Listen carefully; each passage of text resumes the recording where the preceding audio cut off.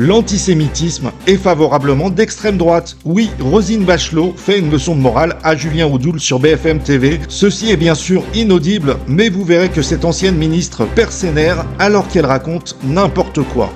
Mais l'histoire n'est pas finie, car Laurent Geoffrin sera confronté au député RN. Et oui, ça part en vrille. Laurent Geoffrin s'énerve jusqu'à même vouloir quitter le plateau.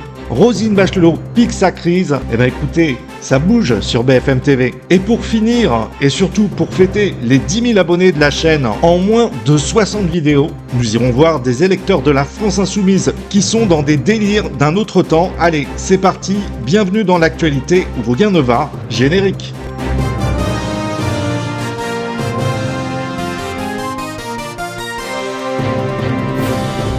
Roselyne Bachelot, sur BFM TV, est confrontée à Julien Audoul. Elle a des stats sur l'antisémitisme. Oui, l'ancienne ministre s'en prend au député RN, elle s'emporte. Allez, on regarde. Il y a seulement 3% des Français qui n'adhèrent à aucun des préjugés antisémites. Seulement 3%.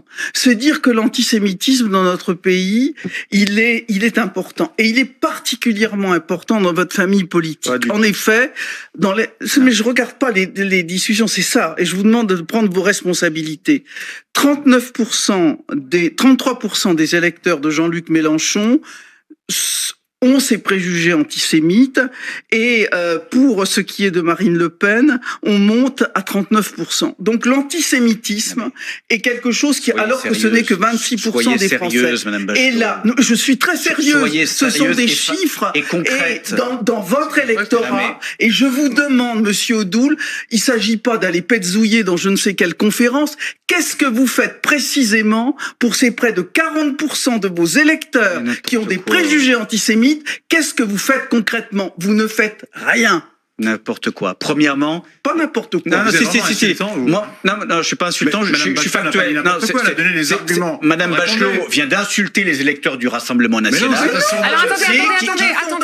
Non mais attendez, laissez les uns, s'il vous plaît. Laissez les uns, les autres répondre.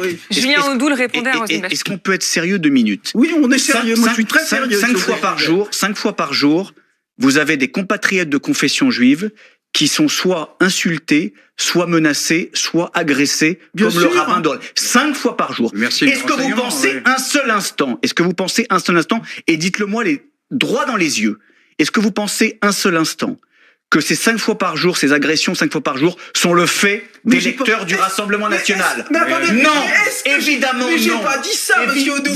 J'ai parlé des préjugés antisémites. Vous savez très bien, donc, encore une fois, aujourd'hui, ceux qui menacent nos compatriotes de confession juive, ici en France, comme là-bas en Israël, ce sont principalement les islamistes. C'est lié au développement du fondamentalisme islamiste, qui est nourri aussi et entretenu et soutenu par l'extrême gauche, qui en a fait une alliance électoraliste. Il ne faut pas essentialiser. C'est ça la réalité, Madame Bachelot.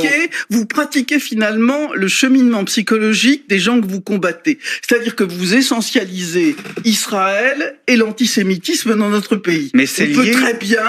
On peut très bien n'avoir aucun préjugé antisémite et condamner la politique de Monsieur Netanyahou. C'est faux. Et d'ailleurs, beaucoup de nos compatriotes juifs l'antisionisme et de l'antisémitisme, Madame Bachelot. Alors attendez.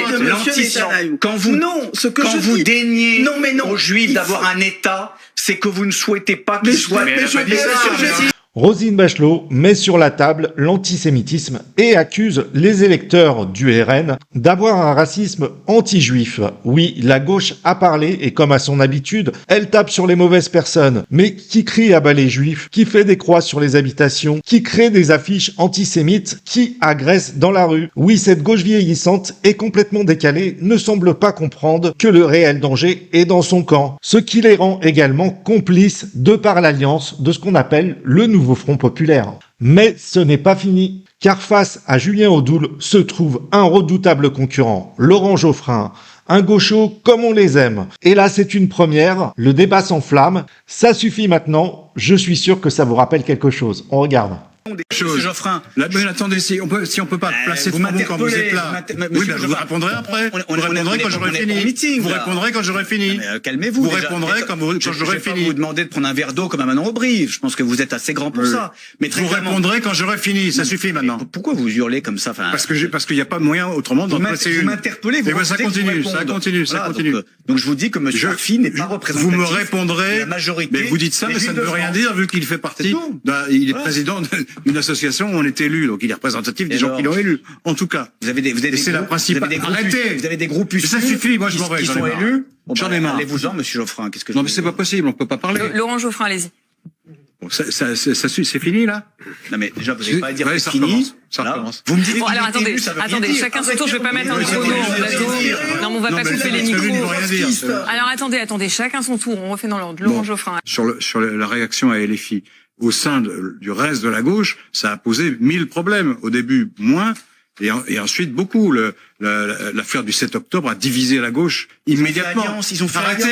Mais Monsieur Geoffrin, c'est pas possible. Ils ont fait alliance lors du nouveau Front Populaire. Bon, je vous laisse tout seul. Monsieur Attal a appelé à voter pour des députés LFI, à utiliser des bulletins de vote LFI. Oui, parce qu'il voulait vous arrêter. Bon, alors, oui, je pense qu'on va clore ce débat parce que de toute façon, on s'en sort pas. Alors, je demande à Monsieur Audoux et à Monsieur Geoffrin de se taire. Allez-y, Roselyne. Quel bordel! On se croirait à l'Assemblée nationale. Heureusement que Roselyne est là. Les discussions sur l'extrême gauche sont bien sûr tendues. Même la journaliste n'arrive pas à les calmer. Geoffrin est comme à son habitude de mauvaise foi. Roselyne Bachelot joue les arbitres. Fin de la mi-temps, la balle au centre. Allez, on change d'actualité et pour fêter les 10 000 abonnés de la chaîne en moins de 60 vidéos, je vous ai trouvé une espèce rare, oui, une militante de l'extrême gauche avec des propos magiques, des valeurs complètement inversées.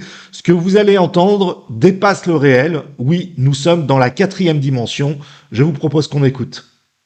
Prolétaires de tous les pays, unissez-vous, voilà, ou travailleurs, enfin voilà. Donc du coup, ça fait fachos de tous les pays, niquez-vous. Voilà, pour leur dire le fond de ma pensée, puisqu'on a encore un peu le droit, donc je le prends. Moi, je suis venue un peu pour me compter, pour voir un peu comment dans le pays, combien on était à pas être d'accord avec tout ce qui se met en place depuis un certain temps. Aussi parce que moi, je suis concernée au boulot par tout ce qui est mineurs non accompagnés. En fait, on fait passer les gens qui sont progressistes pour, pardon, ça va être un peu binaire, mais pour les méchants, quoi. Voilà, les antisémites, les saluts nazis, c'est ok, et les gens qui sont progressistes, c'est pas ok. Effectivement, l'espoir, c'est un peu difficile d'en avoir. En tout cas, moi, de l'espoir sur du court terme, pas tant. Je pense que sur le long terme, oui, parce qu'à un moment donné, l'histoire, elle a montré que il y a des moments dégueulasses, et je pense qu'on y est. On commence à y aller. Je crois qu'on n'est pas au cœur du truc. Mais il y aura forcément, l'humanité, elle a toujours fonctionné comme ça, c'est qu'il y a des moments dégueulasses et après il y a des moments d'espoir et où il y a des choses progressistes qui se passent.